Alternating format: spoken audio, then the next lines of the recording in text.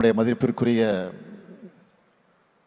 திரு super star Rajinikanth அவர்களே, இளையராஜா விருது வழங்கும் மேடையில் முதலமைச்சர் மு.க.ஸ்டாலின் நடிகர் கமல்ஹாசனை வரவேற்காததை எதற்காக? அதற்கு கமல்ஹாசன் பதில் என்ன?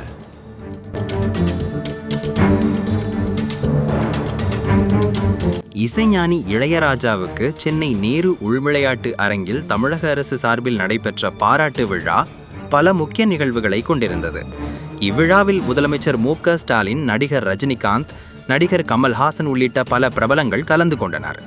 இந்த நிகழ்வில் முதலமைச்சர் மு.க.ஸ்டாலின் பேசிய போது மேடையில் இருந்த முக்கிய நபர்களை வரவேற்றார். அவர் தனது உரையின் தொடக்கத்தில் இசைஞானி இளையராஜா, அவரது மனைவி மற்றும் மேடையில் உள்ள துணை முதலமைச்சர் உதயநிதி ஸ்டாலின், அமைச்சர் பெருமக்கள் மற்றும் நடிகர் ரஜினிகாந்த் ஆகியோரை பெயர் சொல்லி வரவேற்றார். ஆனால் நடிகர் கமல்ஹாசனின் பெயரை அவர் குறிப்பிட்டு வரவேற்கவில்லை. இது சமூக வலைதளங்களில் பரவலாக பேசப்பட்டது. முதலமைச்சர் ரஜினிகாந்தை மட்டும் குறிப்பிட்டு கமல்ஹாசனை ஏன் வரவேற்கவில்லை என்பது குறித்து பலரும் கேள்விகளை எழுப்பினர். இந்த விவாதம் எழுந்த பிறகு நடிகர் கமல்ஹாசன் அது குறித்து நேரடியாக பதிலளித்தார்.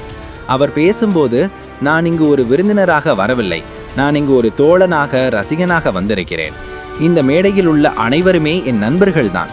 முதலமைச்சர் ஸ்டாலின் என்னை வரவேற்க தேவையில்லை. நான் அவருடைய நண்பன், அவர் என் நண்பன். எங்கள் இருவருக்கும் மரியாதை இருக்கிறது. அந்த மரியாதை வார்த்தைகளால் மட்டும் உருவானதல்ல என்று தெரிவித்தார். மேலும் அவர் பேசியபோது, நான் இந்த மேடையில் இருப்பதற்கு ரஜினிகாந்த் மட்டுமே காரணம் என்று நகைச்சுவையாக சொன்னார். அவர் தனது நண்பனான ரஜினிகாந்துக்கு அருகில் அமர்ந்திருந்ததை குறிப்பிட்ட, நண்பன் பக்கத்தில் உட்கார்ந்திருக்கேன், அவர் கூப்பிட்டார், அதனாலேயே இந்த மேடைக்கு வந்திருக்கேன் என்று கூறினார். இதன் மூலம் முதலமைச்சர் தன்னை வரவேற்காதது குறித்து எந்த குறைவும் இல்லை என்பதை அவர் தெளிவுபடுத்தினார். பொதுவாக ஒரு மேடையில் முதலமைச்சர் போன்ற ஒரு தலைவர் பேசும்போது அங்குள்ள முக்கிய விருந்தினர்களின் பெயரை குறிப்பிட்டு வரவேற்பது மரபு. ஆனால் முதலமைச்சர் ஸ்டாலின் கமல்ஹாசனின் பெயரை தவிர்த்து விட்டதால் அரசியல் வட்டாரத்திலும் திரையுலகிலும் இந்த விவகாரம் சற்று சலசலப்பை ஏற்படுத்தியது.